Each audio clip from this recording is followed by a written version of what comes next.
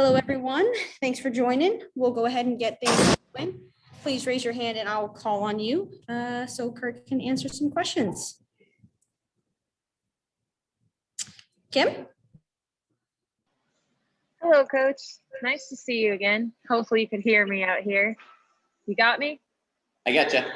Great. So just having the last week to finally just have some time on the practice floor and not have to just worry about scouts. Where do you think you guys got better in this last week? I think the beginning part of the week, Kim, we did some self-scout. Obviously, when you play the amount of games, 9 and 19 out of the gate, 10 games very early in the season, you're going to have slippage. You don't always have time to self-scout and go back. You've turned the page. It's the next game. It's the next opponent. How are they going to attack you? How are they going to defend you? So again, beginning of the week, a lot more self-scouting, back to the basics, back with some fundamentals, because you obviously have slippage when you can't get on the practice floor. End of the week, we got to work more on Seattle, start to put in our game plan, implement the game plan.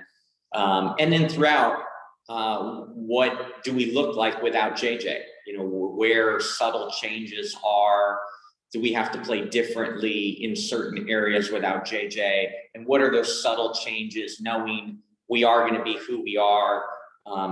This is our pillars. This is the way we believe in playing. But without JJ, what is that tweak? So that was ongoing throughout the entire week. And is Dewana going to play today? I know she was listed as questionable yesterday. Yeah, it's game time decision, Kim. We're going to see how warm-up goes. Great. Thank you. Thank you. Nkwa? Perfect. Coach, good afternoon. As you can imagine, your only home game before you go back-to-back for Chicago. What are you looking most to get out of today in addition to a win? Yeah, certainly when you play the team that's in first place in the league and champions 2 out of the last 3 years, you learn about yourself. It all starts with their big three, Bird, Lloyd, and Stewie. Arguably 3 of the best in their positions in our entire league. So you learn a lot about yourself. And so anxious to see, one, how we play without JJ. I know we're prepared and I know we'll play hard. But ultimately, a little bit of worry about being a little rusty, not playing for a while. That's the disadvantage. You stay locked in game after game after game. That's what we were out of the gate. You're a little bit worried about being rusty out of the gate after this long break. So, really trying to get the game to settle in and find our rhythm is important today for us. And then get back to doing what we do. We're prepared. We're going to play our guts out, and we'll see what we have to adjust to during the game. That's all from me, Coach. Thank you.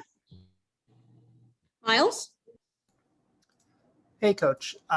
As you were just talking about, Seattle's got 2 of the 6 players in the league scoring over 20 points a game in Brianna Stewart and Jewel Lloyd. Lloyd in particular has been on a roll lately, hitting 20 points or more in 6 of her last 7 with some big shots on the way.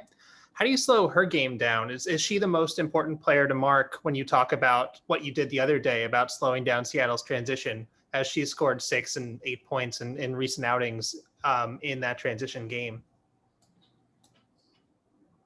Yeah, certainly. Again, it starts with the big 3.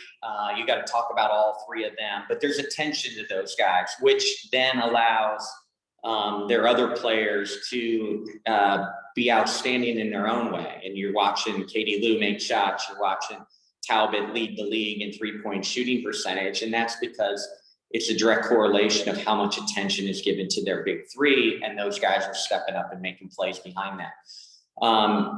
Jewel, you can't guard her with one person. You can't guard her the same way through 40 minutes. You got to try to keep her off balance, keep her thinking. Bree January is a different type of defender than someone else. So you got to give her different looks. Again, she's going to get points. She's going to make tough shots.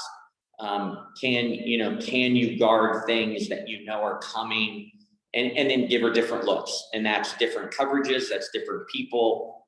So you got to throw the kitchen sink at some of these great players around the league. Thanks so much. Good luck today. Thank you. Kim? Just a little bit more on not having JJ today, Coach. Does anything change defensively in terms of principles or schemes without her on the floor on that end? Sure, and that's what we've worked on. What could JJ do that maybe we've lost? And again, you arguably now have the best defensive rebounder, or one of the best defensive rebounders in the world, out of your lineup. So rebounding, finishing off defensive plays. I mean, Seattle is a tremendous offensive team. They shoot a great percentage, but ultimately they're still going to miss shots. And we've got to finish those possessions with defensive rebounds. That's a concern immediately when you take JJ out of the lineup. She's a dominant rebounder.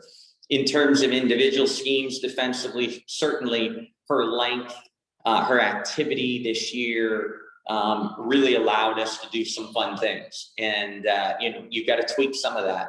But again, we have our core principles. We have our pillars on what we believe on both sides of the ball. And that won't change even though JJ's gone. Thank you, Coach. Good luck today. Thank you.